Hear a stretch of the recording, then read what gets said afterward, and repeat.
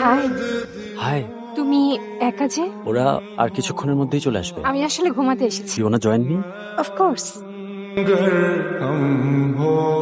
কি হয়েছে? প্রার্থনাকে দেখছে না যে? আমাদের ব্রেকআপ হয়েছে। ব্রেকআপ? সব তো ঠিকই ছিল। রিলেশনের একদম শুরুর দিকেই দুজনেই ব্রেকআপ করার ডিসিশন নিলাম।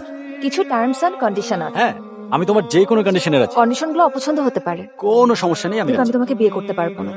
আমাদের সম্পর্ক হলে সেটা হবে উইদাউট কমিটমেন্ট। যদি তুমি রাজি থাকো তাহলে আমাদের প্রেম হতে পারে। কিন্তু কারণটা কি জানতে পারি? বাবা মা নিঃসন্তান ছিলেন। আমার বয়স যখন 3.5 বছর তখন ব্যাঙ্গালোর থেকে আমাকে অ্যাডপ্ট করেন। ওনারা আমার জন্য অনেক কিছু করেছেন। আমার কোনো ইচ্ছাই কখনোই অপূর্ণ রাখেননি। আমার বায়োলজিক্যাল বাবা মাও আমার জন্য এতটা করতো কিনা জানি না, আমি ওদের সবকিছু। বাবা মা চায় আমি তাদের পছন্দের ছেলেকেই বিয়ে করি, আর আমিও কখনো তাদের ইচ্ছার বিরুদ্ধে যেতে পারবো না।